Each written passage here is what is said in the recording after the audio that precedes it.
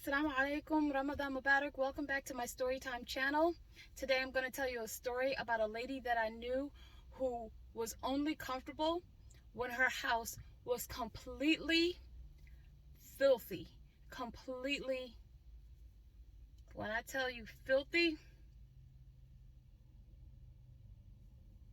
I'm talking old clothes, balled up, thrown on the floor, thrown anywhere you could imagine, on top of the refrigerator. New clothing with the tag still on it.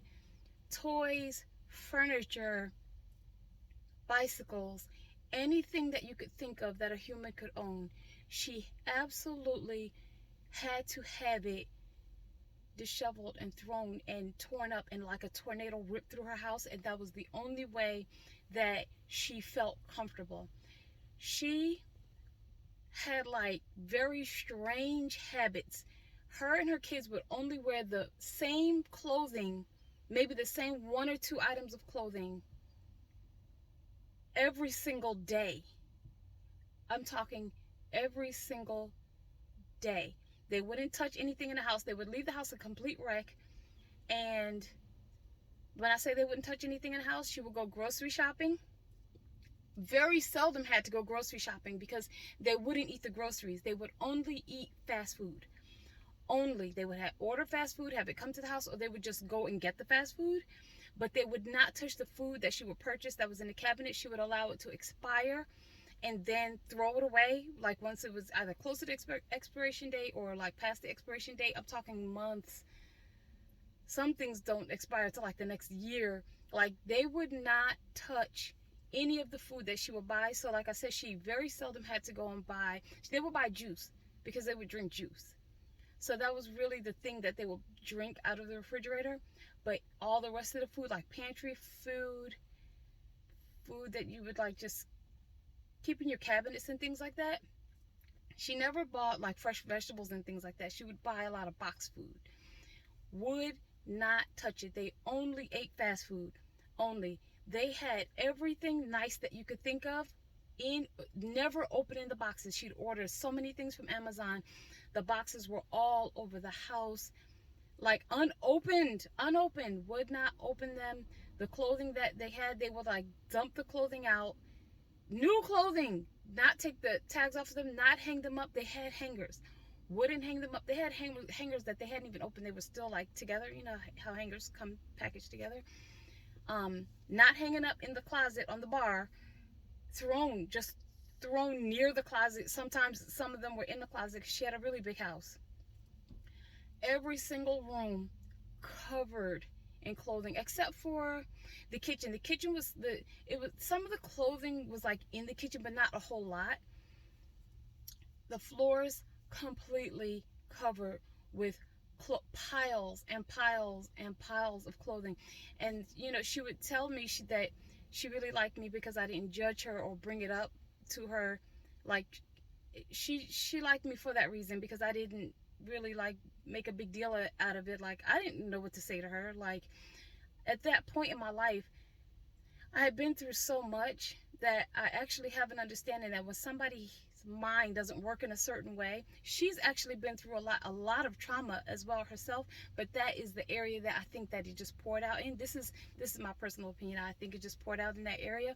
But I'll tell you in just a minute why she said that she's that way, where she has old clothing that the kids don't even fit anymore. She won't throw it away. From house to house, every time she moves, she takes all the old things, brings it with her, and gets new things, and she never throws anything away. She keeps everything. Like, there's hardly, like I said, it's a big house, but there's hardly any space in the house because she just keeps everything. I mean, comforters that are shredded and have like holes in them, and just madness, sheer madness. And they only eat out, they only eat fast food, pizza, and like, and then even with that, they throw their pizza boxes at the back door, just at the back door. And then when the trash pickup comes, he will get what's in the trash. People will just take what's in the trash can, but all the rest of the trash is out there on their back patio. The back patio has patio furniture on it that's not even open. It's in the boxes, and the boxes are like worn from the elements, from like weather and things like that. It's the craziest thing. And they're I think they're pretty wealthy. They're pretty wealthy, but it's just this thing in her head that she's only comfortable sitting in that amount of filth. And I call it filth because there's bugs, some bugs in the clothing, and some of the clothing was old. There was new clothing, but that doesn't matter. It's all balled up with the old clothing. Like, so while I'm just assuming, like, you know what, she's been through a lot. Um, just she's been through a lot, and so I'm thinking this is the way. A lot of times sometimes if you've been through a lot, sometimes you don't notice some obvious shortcomings just because sometimes your mind chooses to cope with a situation one way or another. So that's where I was coming from. I didn't make her feel bad about it. I mean, I never took my son over there, so but she would call me over there sometimes because she like to pour out, and once in a while I would allow her to. Like, I don't do that anymore. But anyways, she said she feels like once she started getting addicted to watching Marvel movies, that was a habit. Has nothing to do with watching Marvel movies, but she said she feels like once she started getting addicted to Marvel movies, that's when she picked up the habit of only eating out, not eating hardly any of the food that she would purchase. The food would go bad. Like, it would just be in her refrigerator. Like, I could visit her 8 months later, and not that I visited her that far apart, but I could visit her like 8 months later and she'd still have the same pickle jars in there. Like, she'd have the same boxes of just expired cereal, just whatever food that she bought. It was mostly, like I said, boxes and bags that I could remember. Anyways, I never saw like fresh. I never saw fruit and vegetables in her refrigerator. Anyways, she says she started getting addicted to watching Marvel movies, and that was one of the habits that she felt like she needed to do. She didn't know what attachment she had. Believe, guys, the unseen world is more real than this physical earthly realm. So she knew. She didn't know how to exactly explain it, but she knew she had some attachment with some being with her that wouldn't allow her. Like, she didn't want to. She would go grocery shopping just because she didn't want the cupboards to be bare, but they wouldn't eat them. They would only eat out, fast food, ordering, just that was it. And she also said she picked up the habit, like I said, has nothing to do with Marvel. I mean, has nothing to do, like, seemingly having nothing to do with Marvel. But she said this is when she picked up the habit, when she was heavily addicted to watching Marvel movies, which she still is to this day. That she felt like her house needed to be in a mess for her to be comfortable.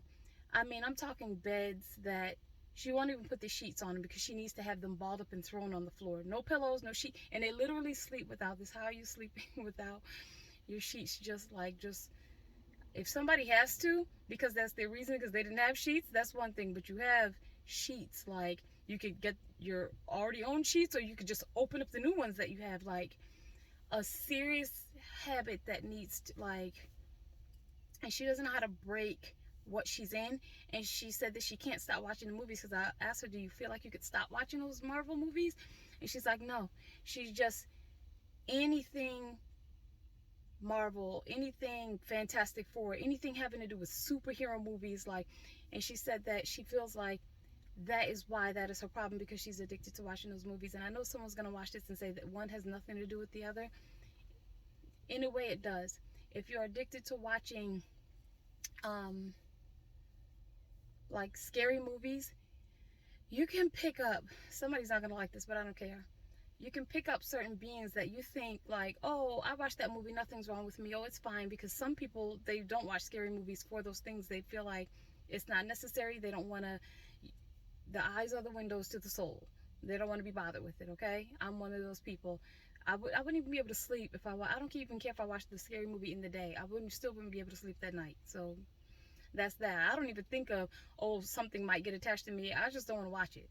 So I forgot what I was saying. So yeah, some people might think, oh, I can do this, I can do that, I can hang out at nightclubs, I can party, or just do whatever.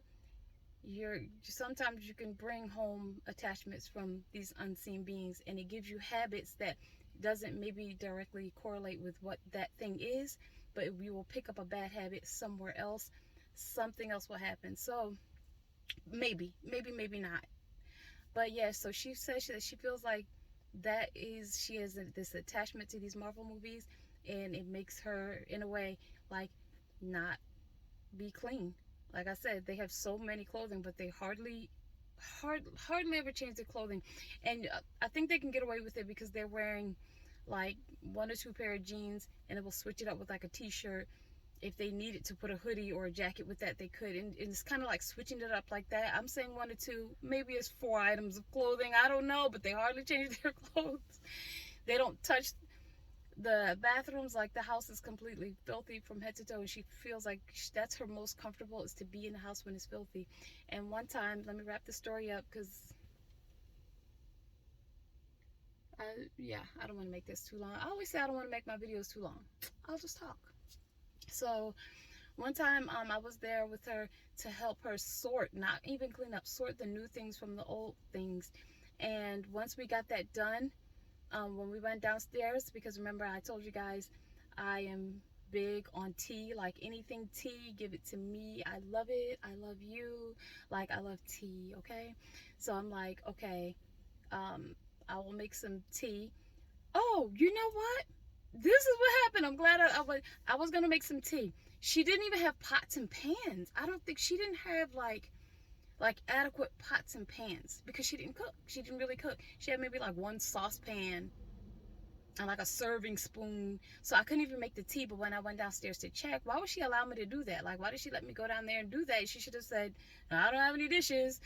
But I'm like, I asked her, I come back upstairs and I'm like, wait, like, where's your stuff? I can't like make us some tea. When I went back up there, in just that maybe 2 or 3 minutes of me going downstairs and like opening up the cabinets, like, okay, I'm gonna make some tea. Of course, I had my tea with me because I knew what I was going over there for. I was gonna try and help her straighten up. Um, in just that 2 or 3 minutes, she like kicked everything all around the room and destroyed the room just that fast. So when I got up there and I said, what happened? And she was like, I'm sorry, I can't keep this straight like this. I can't. And we didn't even clean up. We just separated her new clothing from the old clothing so that she could like try and hang up the new clothing. And she couldn't take it. It was literally 2 or 3 minutes. And I'm like, you know what? This is something you need to take your time with. Take your time. Talk to our creator about it. Let him know. Let him, like, you gotta pour your heart out to him. He's here for us first and foremost, and better than any human being could be here for us. So just keep talking to him. If you have to cry to him and say this is something that you don't want to be this way and that you need his help. So anyways, we had that talk. And yeah, I just want to tell you guys that, you guys, I knew a lady that she had to live in filth, and she was a highly functioning lady, going to work every day, hello, goodbye. But you know what? She used to have like really bad tempers, like out of the blue, like just pop off. But anyway, with that being said, any situations that we may be experiencing, take your situation to God and be patient, because as we all know, God, he answers in the right time. The correct time is the right time for you. It's the right time for him. He knows what he's doing. He knows exactly what he's doing. He's the master planner. And take your situation to him. Let him handle it and give him all the praise once you get on the other side of whatever your situation is. And take care. I will talk to you in another story time. Look at this sunshine. See you later.